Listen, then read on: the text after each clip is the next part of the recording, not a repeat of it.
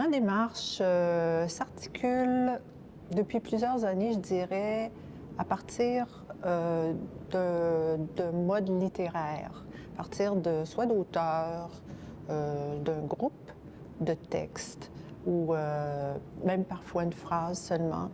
Et c'est un ancrage qui me permet de creuser autour de ce point de départ qui peut paraître être contraignant pour certains artistes, mais moi qui m'amène vraiment dans des chemins de traverse, dans des digressions.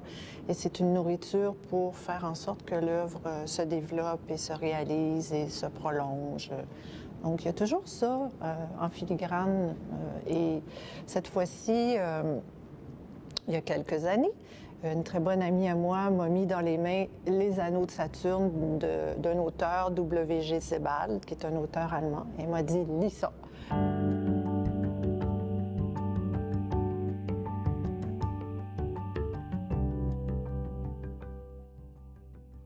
Et là, j'ai découvert vraiment toute une nébuleuse de références, de télescopage d'époque, une narration qui est fluide. Il faut dire que tous ces livres ont été traduits chez Actes Sud en français.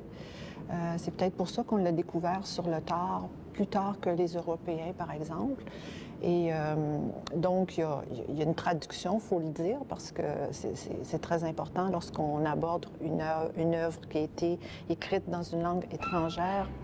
Et ce qui m'a intéressée, il y a deux aspects fondamentaux chez cet auteur-là qui m'ont intéressée. Premièrement, c'est un auteur qui marche. Donc, c'est un écrivain marcheur. Il y en a plusieurs dans l'histoire de la littérature. Donc, c'est quelqu'un qui se déplace dans des territoires.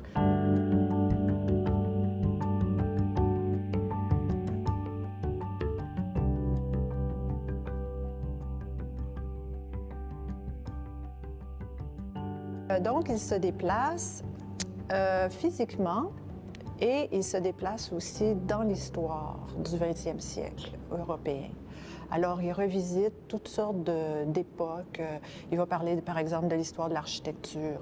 Il va parler de l'histoire de l'industrialisation, l'histoire aussi des civilisations en temps de conflit, ce qui nous ramène encore et toujours dans l'actualité. Il y a quelque chose de très politique dans son œuvre aussi. Et donc ça, d'une part. Et d'autre part, quand on se plonge dans ses œuvres, il y a des encarts photographiques régulièrement, mais non légendés. Donc, on ne sait pas d'où ces images proviennent.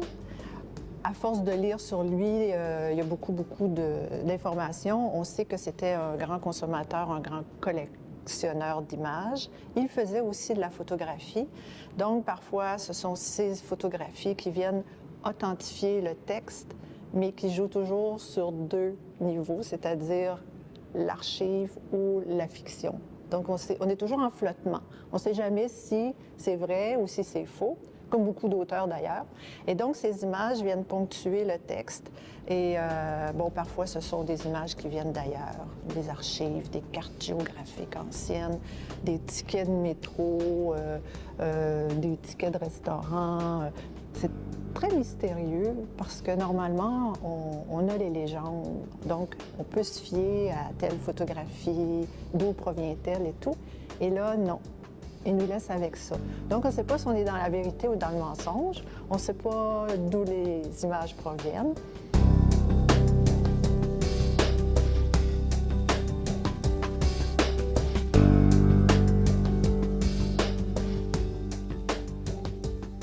Un autre aspect, peut-être, que j'aimerais ajouter, c'est que tous les protagonistes que le narrateur, parce que c'est un narrateur, hein, c'est toujours au jeu.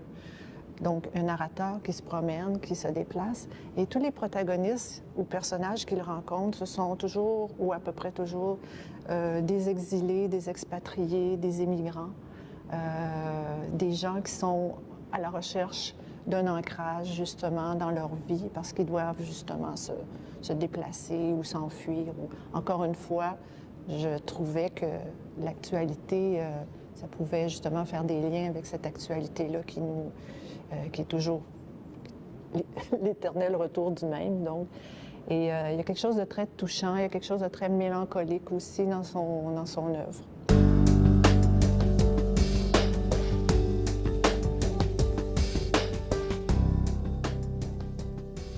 Donc, je me suis dit que j'allais construire une maquette. Une maquette, c'est-à-dire une boîte, où est-ce que j'allais travailler à l'intérieur avec toutes sortes d'images, de toutes sortes de provenances. À partir de ces images à lui aussi, mais toujours manipulées, toujours altérées, mais aussi dans mes propres archives. Donc, de voir comment est-ce que cette rencontre s'articule dans un espace de la maquette ou du diorama. C'est un petit diorama, en fait. Et avec des éclairages scéniques aussi. Et il y a toutes sortes de manipulations d'images. J'ai fabriqué des diapositives projetées avec un vieux projecteur diapositive. Il y a du dessin, il y a de la peinture, il y a toutes sortes de subterfuges. Les gens vont regarder quelque chose, puis en fait, c'est pas ça. Ils vont regarder un ray de lumière dans la photographie, mais en fait, c'est une photo d'un ray de lumière. Et j'ai joué beaucoup à dialoguer, à faire dialoguer ces images-là ensemble et voir finalement qu'est-ce qui émergeait de ça. Sur la mémoire de Sebald, il y a une autre couche mnémonique qui est la mienne, parce que je l'ai manipulée, parce que j'ai fait des associations libres. Et l'œuvre finale, c'est la photographie, c'est-à-dire tout cet arrangement scénique-là est aplati dans la photographie et d'un point de vue qui est le mien. Donc, c'est un petit peu autoritaire, mais moi, ça me permettait de manipuler les éclairages, les associations comme je le désirais et d'en faire une lecture de biais sur son œuvre, mais d'en faire quelque chose d'autre aussi que je ne saurais nommer à l'heure actuelle, mais qui est en fait ma vision de son travail.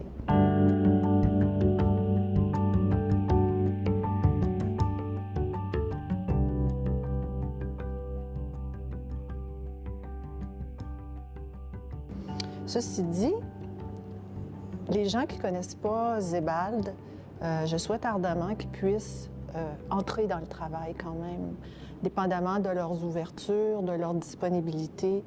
Je pense qu'il y a des associations à faire qui peuvent, d'où une narration peut émerger, d'où une certaine poésie peut émerger, une histoire. Donc ça, je ne suis pas trop inquiète pour l'autonomie des œuvres. Et ça, c'est important parce que c'est un auteur. Je souhaite que les publics aillent voir, mais je souhaite aussi qu'il y ait un regard, que mes photographies soient autonomes et qu'elles puissent parler d'autre chose. C'est une couche supplémentaire sur l'œuvre en feuilleté de Sebald.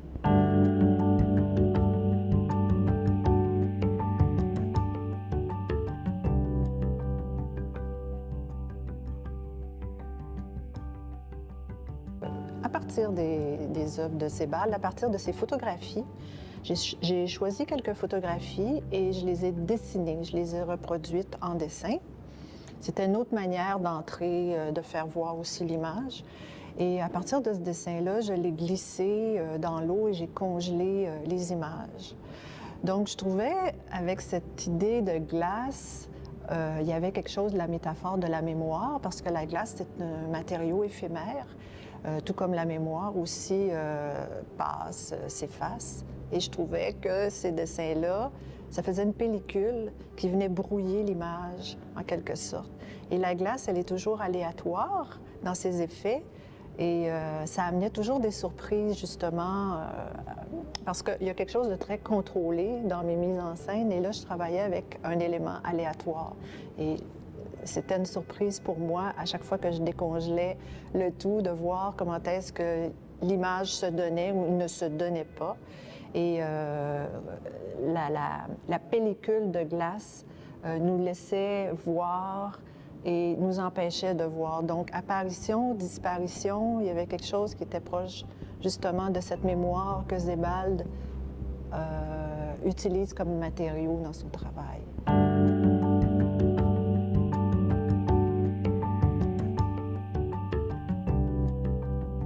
Oui, c'est ça. C'était une autre porte d'entrée dans ces photographies. Au lieu de prendre la photographie, je me l'appropriais, je la dessinais. Donc, c'est un processus qui est très long, hein, qui est complètement à l'inverse du 60e de seconde ou du 30e de seconde de l'acte photographique. Et ça me permettait aussi de travailler sur des ombres, toutes sortes d'effets que le dessin amenait et qui s'est dilué, mais très légèrement dans l'eau lorsque l'eau est en train de se congeler. Alors pour moi, c'était des effets, c'est comme, disons que l'exposition, le processus de l'exposition, c'est le point final, c'est cette série-là, mais c'est une autre avenue dans mon travail.